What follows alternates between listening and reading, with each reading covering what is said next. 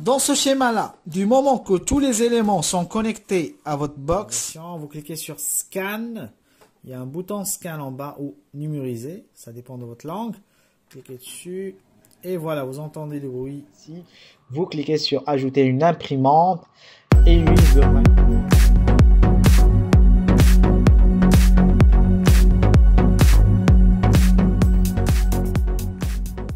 Bonjour et bienvenue sur votre chaîne Fareso.net. Alors dans cet épisode, comme c'est marqué dans le titre, nous allons traiter de la connectivité de l'imprimante HP OfficeJet 3831. La série, ou plutôt la série 3830, c'est-à-dire tous les modèles qui sont 38, 30, 30, 38, 31, 38, 32, 34, etc. Tous les modèles qui commencent avec 38 de la série HP OfficeJet. Du coup, alors, on va parler connectivité et principalement on va parler Wi-Fi. Voilà, Wi-Fi avec le PC, avec le téléphone. On va aborder aussi un peu l'USB, je crois, parce que c'est des problématiques qui reviennent souvent dans les commentaires de nos vidéos précédentes sur ce modèle-là. D'où l'intérêt de l'interactivité qu'on demande à notre chaîne à travers des commentaires, des questions et bien sûr, voilà, donc sans oublier le fait de s'abonner et d'encourager la chaîne avec des pouces bleus et la cloche. Donc voilà, donc nous allons déjà sans tarder entrer directement dans le vif du sujet en expliquant un peu à travers un schéma que j'ai conceptualisé pour que vous compreniez mieux comment les choses s'opèrent en termes de connectivité. Ou plutôt, je vais vous expliquer ma façon de voir les choses, comment moi j'ai compris les choses. Et si vous avez des trucs à ajouter à ce sujet, si vous êtes connaisseur, n'hésitez pas à le mettre dans les commentaires. Alors, moi ce que j'ai fait un petit schéma comme ça, rapidement.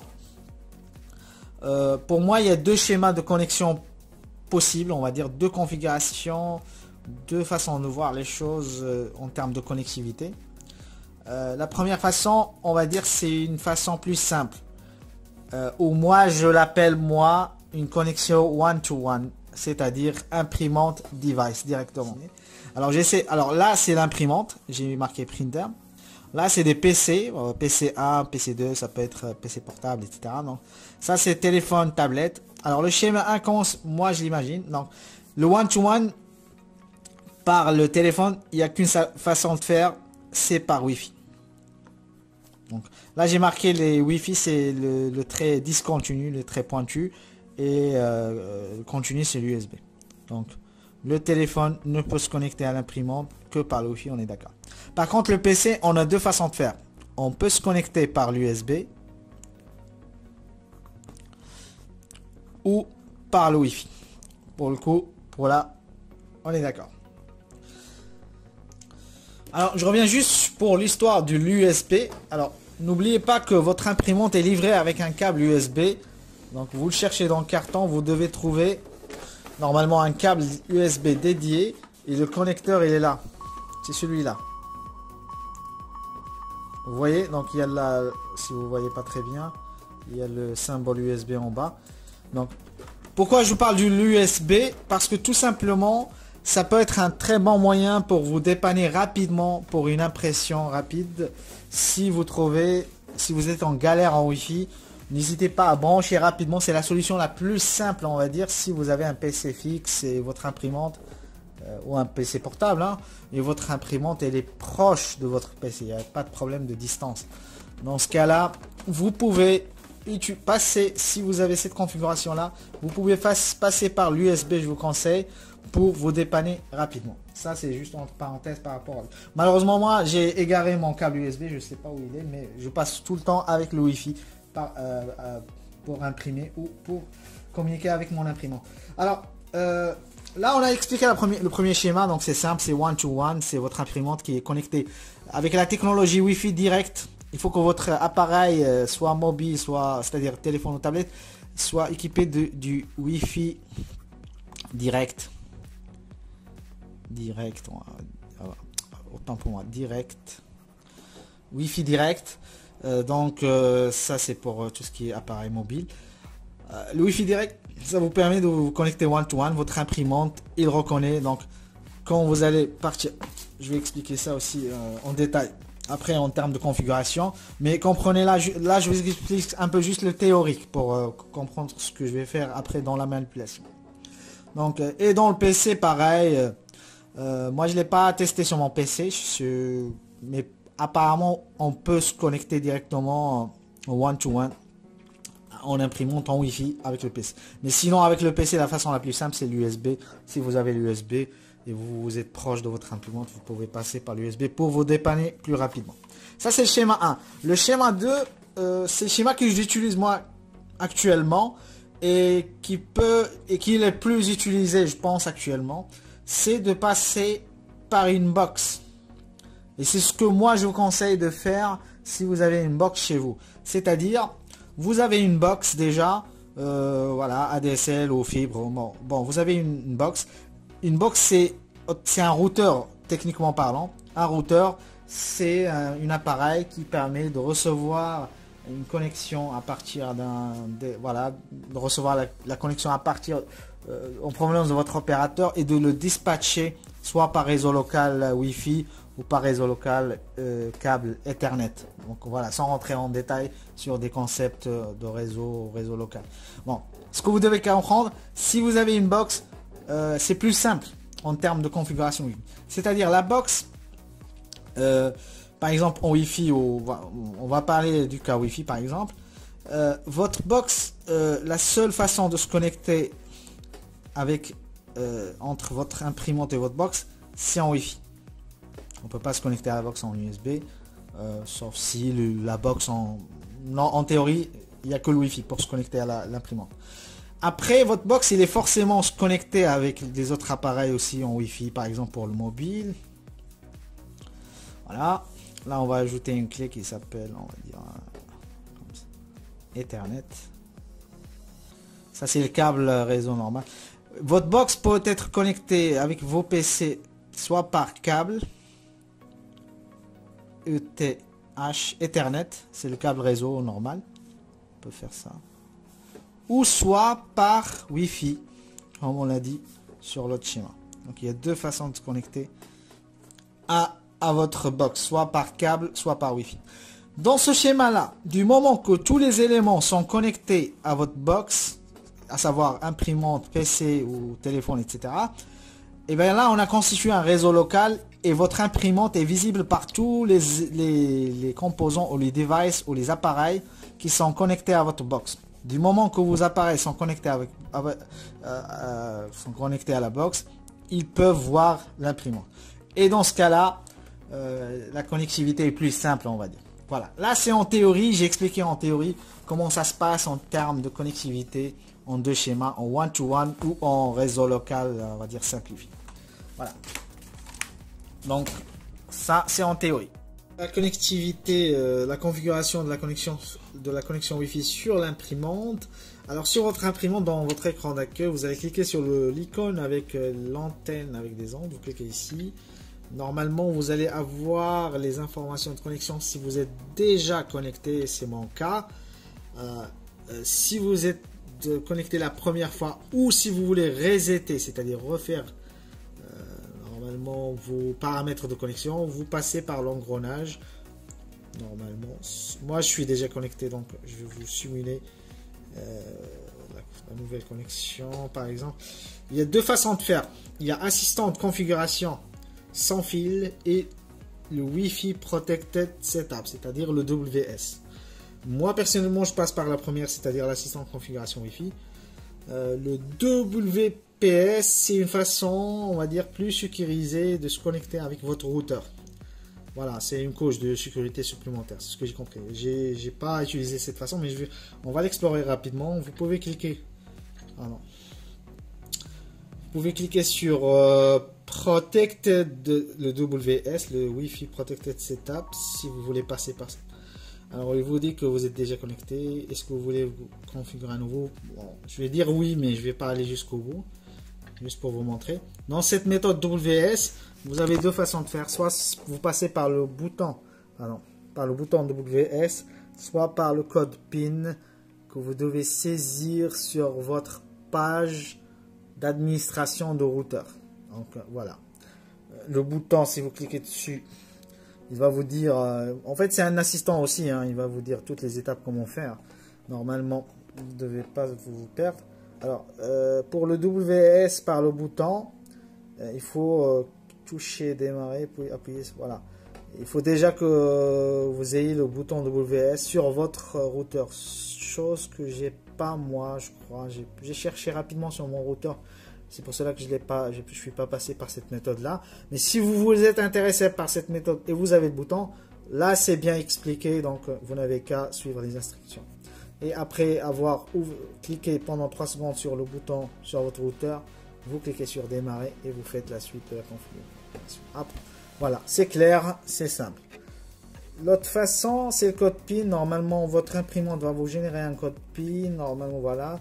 Et ce code PIN, comme c'est expliqué, il faut le saisir sur votre page web de votre routeur. C'est la page d'administration du routeur.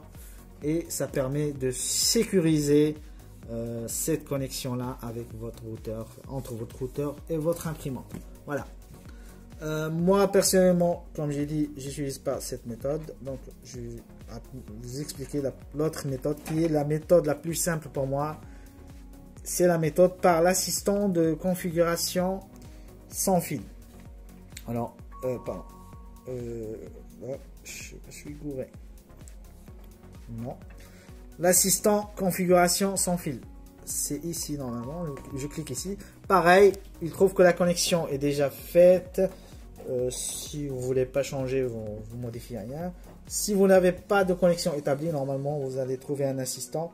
Donc, ou si vous voulez refaire vos paramètres de connexion Wi-Fi, par exemple vous avez changé votre box ou voilà, il y a un changement sur votre réseau local. Vous cliquez sur oui. Là, ce qu'il va faire, il va chercher un routeur. Il va trouver le nom de votre routeur et vous devez normalement... Bon, en fait, je vais arrêter. Normalement, vous allez trouver un numéro de routeur, un code, le nom de votre routeur, normalement, qui devra être apporté pas très loin. Normalement, maximum 6 mètres, jusqu'à 100 mètres, je crois. Bon, en fait, votre routeur doit être à la portée du Wi-Fi de votre imprimante pour qu'il soit visible. Après, vous cliquez dessus et vous suivez l'assistant. C'est simple, c'est clair, c'est bien expliqué. Vous suivez l'assistant, suivant. Et dans ce cas-là, votre imprimante sera bien connectée à votre routeur ou votre box sans problème. On a parlé de la configuration sur l'imprimante. On va voir maintenant la configuration sur les autres devices, à savoir les mobiles et le PC. Je vais commencer par le mobile, par le téléphone. Donc là, j'utilise pour le test un vieux téléphone de remplaçage. Alors, ce téléphone, donc j'ai installé une application donc dans votre Google Play. Vous cherchez une application qui s'appelle HP Smart. Donc, il est déjà, voilà. Moi, je l'ai déjà installé, HP Smart. Donc, et vous l'installez normalement et vous le lancez. Cette application HP Smart, je vais y arriver. HP Smart, c'est bien ça. Est censé faciliter la communication entre votre mobile en général ou votre tablette et votre imprimante. Quand vous allez l'installer, normalement, la seule chose que j'ai trouvé qu'ils ont ajouté récemment quand j'ai essayé de l'installer sur ce téléphone, c'est qu'ils ont ajouté la validation par un compte, c'est-à-dire il va vous demander de vous inscrire. Normalement, vous allez vous inscrire rapidement et il va valider votre, je pense, votre inscription avec un numéro de téléphone. Il faut voilà, valider, etc., etc. Vous allez suivre, c'est une inscription normale comme vous avez l'habitude de faire sur les autres services et plateformes. Donc, quand vous êtes inscrit, vous avez un compte et vous aurez toutes les fonctionnalités de votre application HP Smart, à savoir, par exemple, l'impression, la numérisation. Alors, pour tester la communication, déjà, ce que je vais faire, je vais essayer de numériser, c'est-à-dire de scanner un papier que j'ai préparé. C'est le papier de test, hein, normal, qui est généré à chaque fois. J'écris un mot FarissoNet test, par exemple. Je vais le mettre comme ça. pour voir si ma communication passe très bien avec mon téléphone grâce à cette application. L'application est en anglais parce que mon téléphone il est configuré en anglais, mais si votre téléphone est en français, normalement vous devez trouver les termes en français, à savoir numérisation, imprimer, etc. Donc moi je vais faire la numérisation, donc je vais cliquer sur Printer Scan. Voilà, ce que vous arrivez à voir. Là, c'est une prévisualisation de la numérisation. Vous cliquez sur Scan. Il y a un bouton Scan en bas ou numériser. Ça dépend de votre langue. Cliquez dessus. Et voilà, vous entendez le bruit. Et là, vous voyez très bien qu'il y a mon numérisation. Et ça prouve que la communication entre notre téléphone et notre imprimante passe très très bien à travers l'application HP Smart. Et voilà, comme vous voyez, la page de test qu'on avait mis avec marqué dessus Fariso Net Test 3. Donc voilà, donc c'est bien. Si vous y arrivez, je vais faire un zoom. Voilà, l'écran il est un petit peu cassé, on va dire. Il a subi un peu de châtiment, mais vous voyez très bien que l'opération se passe très très bien. Voilà. Donc nous allons voir par la suite la configuration de la connectivité sur notre PC. Donc Alors pour la suite, alors comme on a dit, on va configurer notre PC, on va essayer de raccorder notre PC à notre imprimante à travers le Wi-Fi. Alors là je suis sur mon PC. Alors comme j'ai dit, il y a deux façons de faire, soit passer par l'application HP Smart que vous devez installer sur votre PC, soit le configurer, c'est-à-dire l'imprimante avec les paramétrages système. Alors, pour installer l'application HP Smart sur votre PC, si vous êtes sous Windows 10, normalement, comme moi, vous devez juste faire Store. Vous rentrez dans la Microsoft Store, c'est comme Google Play pour Android. Voilà. Et vous cherchez HP Smart. Et vous cliquez. Moi, je l'ai déjà installé normalement. Il va me dire lancer. Mais si vous ne l'avez pas, vous devez trouver installer ou télécharger. Un truc dans ce genre. Vous cliquez dessus, vous téléchargez, suivant. Votre application sera ajoutée à votre store Windows et vous la lancez. Si vous avez un autre Windows inférieur, par exemple Windows 8 ou 7, vous cherchez sur Google est-ce qu'il y a une version compatible, voilà, donc pour votre système. Alors, là je l'ai lancé. Normalement, quand vous lancez, alors, normalement c'est pareil, comme j'ai dit, quand vous allez lancer la première fois, il va dire est-ce que vous voulez l'ajouter, voilà, l'ajouter, etc. Vous cliquez sur le bouton. Et comme on a expliqué je rappelle le schéma, si votre PC est connecté à votre box, normalement votre imprimante est visible. C'est-à-dire si vous allez trouver le bouton ajouter l'imprimante quelque part ici, je ne me rappelle pas, quand vous allez cliquer dessus, lorsque cette application HP Smart va chercher l'imprimante, puisque votre PC est raccordé à votre box et votre imprimante aussi est raccordée à la même box, normalement il doit être visible dans la recherche et vous cliquez dessus et vous faites suivant et vous validez. Et là, comme signe que votre communication passe très bien, vous voyez que votre niveau d'encre est visible déjà et vous avez les fonctionnalités. Alors, pour tester cette communication là, comme ce qu'on a fait sur notre téléphone, on va le faire rapidement sur notre PC. On va faire par exemple numériser. Là pour le coup c'est en français, donc voilà. Je vais numériser. Donc j'ai gardé le même papier que j'ai utilisé pour tester. Donc je clique ici sur numériser. Et normalement, si je vois le papier que j'ai mis, ça veut dire la communication passe très très bien avec mon Wi-Fi, entre le PC et l'imprimant. Donc il y a quelques secondes. Peut-être que je vais couper ce temps au montage ou pas. Et voilà, Fariso.net, test 3, ça marche. Impeccable avec HP Smart, c'est très très facile. Je vous invite à passer plutôt par l'application HP Smart parce que j'ai l'impression qu'on brûle beaucoup d'étapes. Si on passe avec HP Smart, c'est plus simple, c'est plus voilà, c'est plus clair, on va dire. Voilà. Alors, je vais vous expliquer maintenant l'autre façon de faire. Si vous voulez pas passer par HP Smart, vous pouvez cliquer sur imprimante. Pardon, imprimante. Quand je dis cliquer, ça veut dire toujours dans la zone de recherche, hein, ici, à côté du menu démarrage. Vous cliquez sur imprimante. Vous tapez imprimante et vous allez trouver paramètres système, imprimante et scanner. Ça, si vous voulez configurer votre imprimante à partir des paramètres système. Et là, vous allez trouver cet écran-là. Moi, mon imprimante, il est déjà connu, il est déjà configuré normalement. Mais si vous voulez ajouter l'imprimante, si vous ne le voyez pas ici, vous cliquez sur ajouter une imprimante.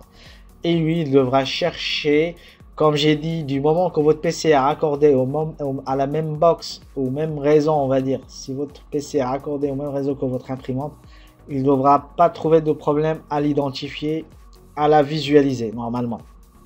Normalement, vous allez trouver votre imprimante qui est de la série 30. Voilà, c'est la mienne. Voilà, vous cliquez dessus et ajoutez l'appareil. Suivant.